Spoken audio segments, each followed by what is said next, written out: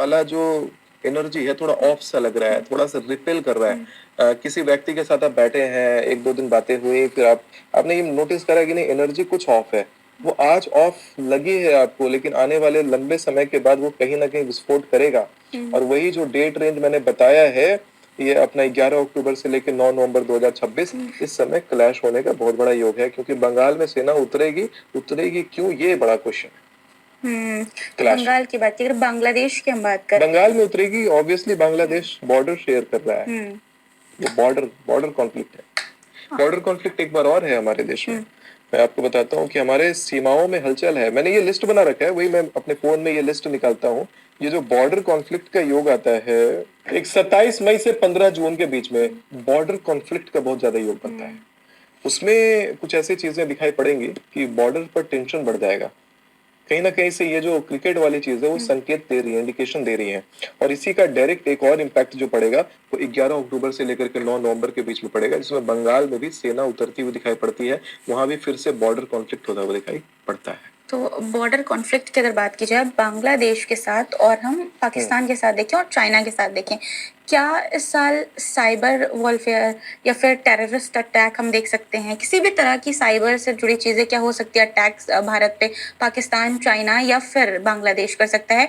क्योंकि एक एस्ट्रोलॉजर से मैंने बात की जिन्होंने कहा कि बांग्लादेश जैसा देश वो हमारे ऊपर अटैक कर सकता है।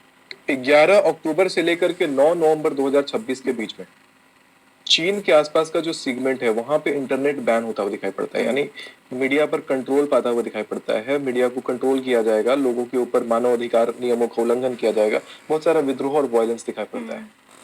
तो ये सब संकेत दे रहा है कि ये सब गुट बना करके किसी प्रकार से हमें क्षति पहुंचाने का प्रयास करने वाले हैं। बांग्लादेश भी जो है वो हालांकि तैयारी में तो है, लेकिन डायरेक्ट हमला तो नहीं करेगा, लेकिन इंटर बॉर्डर कॉन्फ्लिक्ट उस समय शुरू होगा। बंगाल में सेना इसीलिए उतरेगी। बांग्लादेश और बंगाल बॉर्डर है और बंगाल में भी इलेक्शन है और बहुत सारे एस्ट्रोलॉजर ये कह रहे हैं सर कि ममता बनर्जी इस बार नहीं आने वाली हैं, तो ऐसा कुछ है? अगर बहुत सारे एस्ट्रोलॉजर कह रहे हैं, मैं उनको यहाँ पे काटता हूँ। ममता बनर्जी फिर से आएंगी अपनी सत्ता में। अभी ममता बनर्जी इस बार भी आएंगी, इसके बाद भी ममता बनर्जी आएंगी सरकार में। बीजेपी उसके बाद भले कोई और सत्ता के लिए, कोई और पार्टी के लिए वहां हाथ आजमाने का मौका मिलेगा। अभी 2 बार ममता बनर्जी हिलने नहीं वाली। उनके सितारे वहां पे ऐसे घूम के खड़े हो जाते हैं, माँ भगवती की ऐसी कृपा उनके ऊपर बरस जाती है कि हारते हारते भी वो जीत जाएंगे। आपने कहा माँ भगवती की ऐसी कृपा बरस जाती है, तो मतलब क्या ये कह रहे हैं ममता बनर्जी इनकी कुछ ज्यादा ही साधना या कुछ करती हैं? देखिए, साधना करे ना करे, करवाता जरूर है लोग साधना। हर किसी के पीछे कोई ना कोई साधना का हाथ होता है।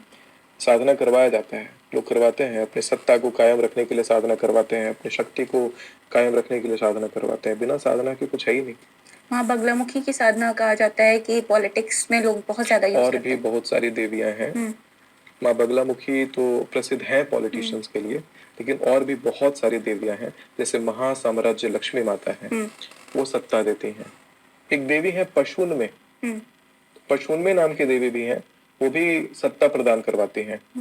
और एक माता पार्वती का विशेष स्वरूप है, जिससे मैंने देखा है बहुत सारे पॉलिटिशियन को फायदा हुआ है। ये ठीक मेरे सुमिताचार्य गुरुकुल जो मैंने बिहार में बनाया है, इस गुरुकुल के ठीक सामने 700 साल पुराना शिवलिंग है। और शंकर जी स्वतः भूमि के ऐसे नीचे दम से चले गए और कहते हैं जो शंकर जी अपने अर्घा यानी जो जलधरी होता है, पार्वती माता का हस्त कमल कहते हैं, कटी वाला भाग, उसके नीचे चले जाते हैं जैसे विश्वनाथ में है, तो वो शंकर जी बहुत शक्तिशाली हो जाते हैं।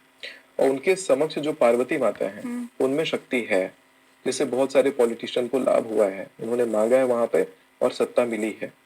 तो पार्वती माता का उस स्वरूप को अगर कोई ध्यान करता है, शिव दिनेश्वर महादेव में बैठी हुई माँ पार्वती का, तो भी उनको बहुत सारी उपलब्धियां प्राप्त होती हैं। उनमें एक बड़ा मैंने एक कला देखा कि आप उनके ऊपर चरणामृत निकालने के लिए थोड़ा सा माँ भगवती को आप जल चढ़ाओगे, और ऐसे करके जब आप उनके ग्रेनाइट लगा हुआ है वहां पे ब्लैक कलर का, लेकिन जैसे ही आप उस पानी को लोगे अपने हाथ के ऊपर और पानी इस प्रकार से अपने मुंह में डालोगे, तो पानी सफेद रंग का निकलेगा, दूध के जैसा। माँ भगवती का वहाँ साक्षात जागृत स्वरूप है, वहाँ शंकर जी का जागृत स्वरूप है, और कहीं ना कहीं मैं भी वहीं से जुड़ा हूँ। ये तो हमने आपकी भविष्यवाणियों का सेगमेंट किया, आपने बहुत सारी चीजें बताई कि अब जो 10 महीने बचे हैं वो कितने उथल पुथल वाले होने वाले हैं।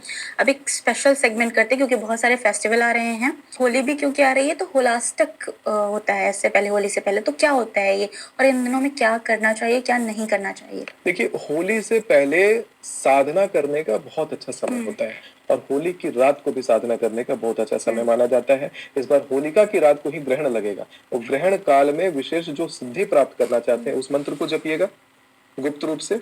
और साथ में जो होलाष्टक का समय रहेगा उस समय आपको माँ भगवती का आराधना करना चाहिए रात्रि के समय।